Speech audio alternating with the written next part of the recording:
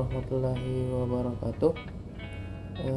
Saya Adam Malewa Kaisar dari kelas manajemen G ingin menjelaskan tentang teori pengambilan keputusan.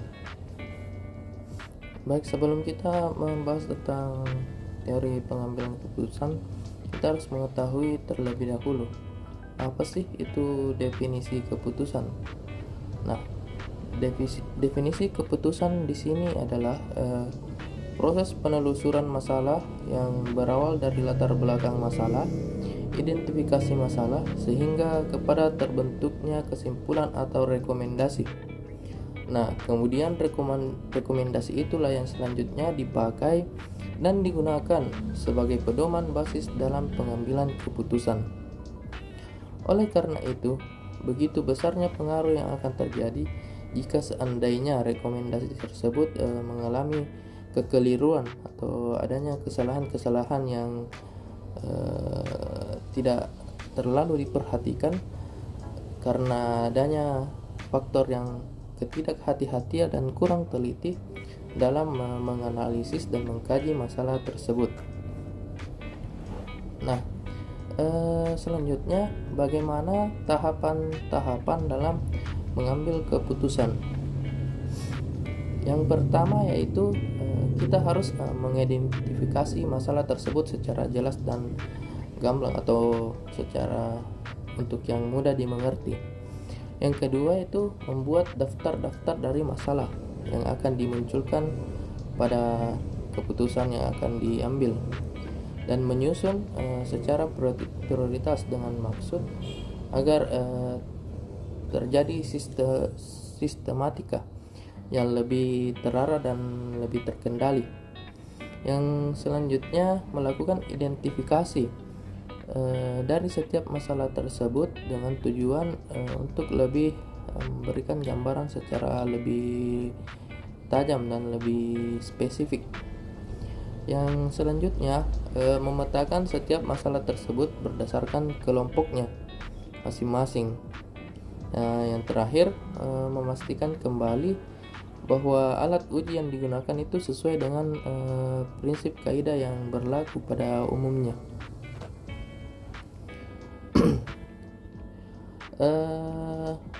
Ada juga teori yang mengatakan bahwa ada 4 tahap pengambilan keputusan. Yang pertama itu tahap intelligence, yaitu proses pengumpulan informasi yang bertujuan untuk mengidentifikasi atau menganalisa masalah. Yang kedua yaitu ada desain. Desain itu ada tahap perancangan solusi.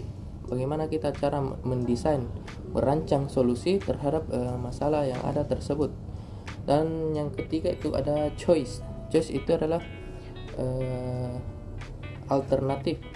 Jadi di sini kita mengkaji tentang kelebihan dan kekurangan masing-masing dari alternatif atau choice yang ada. Yang terakhir adalah yang keempat itu implementasi. Nah, di implementasi ini kita biasanya tahap akhir dalam menentukan keputusan, dan di implementasi ini kita memutuskan dan melaksanakan apa yang sudah menjadi keputusan yang kita ambil. Di materi keputusan ini ada 2 keputusan yang yaitu keputusan terprogram dan tidak terprogram. Nah, dalam keputusan terprogram ini biasanya itu keputusan yang dijalankan secara rutinitas, maksudnya terus menerus dengan masalah yang sama dengan pemecahan masalah atau solusi yang sama pula. Itu terjadi terus menerus sehingga biasanya hal ini cukup ditangani oleh bawahan saja, karena biasanya sudah ada kayak semacam sudah terorganisir. Misalnya masalah ini terjadi, maka solusinya begini. Lalu kemudian ada keputusan tidak terprogram. Nah, keputusan ini berbeda dengan keputusan yang sebelumnya. Biasanya keputusan ini ditemukan itu mungkin agak jarang dan termasuk keputusan yang langka, dan pengambilan keputusannya itu harus benar-benar banyak pertimbangan. Makanya untuk keputusan yang ini biasanya keputusannya itu diputuskan oleh para pemangku jabatan yang tinggi, misalnya CEO atau di bawahnya CEO, karena itu sangat krusial bagi perusahaan. Nah, apakah proses pengambilan keputusan tersebut?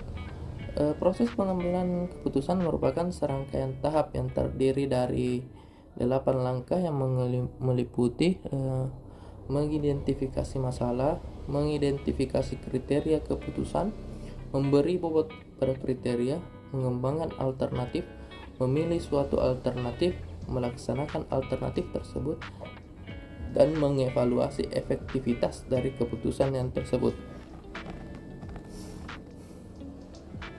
Nah, ada pula beberapa perubahan keputusan yang dapat dibagi menjadi dua. Yang pertama, incremental change, yaitu dampak perubahan keputusan yang dapat diperkirakan atau ditaksir berapa persentase perubahan yang akan terjadi ke depannya.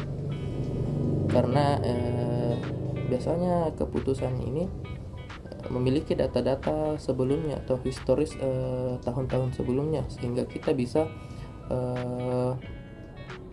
meramalkan dan memperkirakan bagaimana persentase perubahan yang akan terjadi tersebut. Yang kedua yaitu turbulence change. Ini merupakan pengambilan keputusan dalam kondisi perubahan yang sulit untuk diperkirakan. Biasanya ini dipengaruhi oleh bencana alam, kondisi ekonomi, dan kondisi politik juga bisa menjadi faktornya.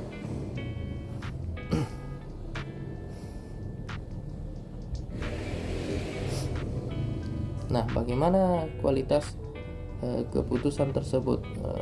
Kualitas itu merupakan mutu dari pekerja atau hasil yang telah dicapai dengan proses yang dilakukan, sehingga kualitas keputusan merupakan mutu yang dihasilkan dari keputusan tersebut yang telah diaplikasikan atau telah diuji secara maksimal dan terlihat hasilnya secara maksimal serta dinilai secara maksimal juga. Nah, ada beberapa solusi secara umum dapat dilaksanakan untuk menyelesaikan persoalan atau membuat suatu keputusan menjadi lebih baik. Yang pertama yaitu menerapkan konsep keputusan yang cenderung hati-hati. Nah, di sini kita menerapkan keputusan yang cenderung hati-hati, seperti kita diwajibkan untuk memikirkan bagaimana dampak-dampak apa saja yang bisa ditimbulkan dari keputusan yang kita ambil, sehingga bisa jadi kita juga bisa memprediksi apa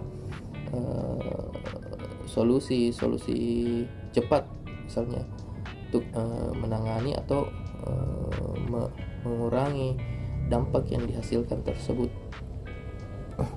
Yang kedua itu menempatkan setiap keputusan berdasarkan alasan-alasan yang bersifat representatif.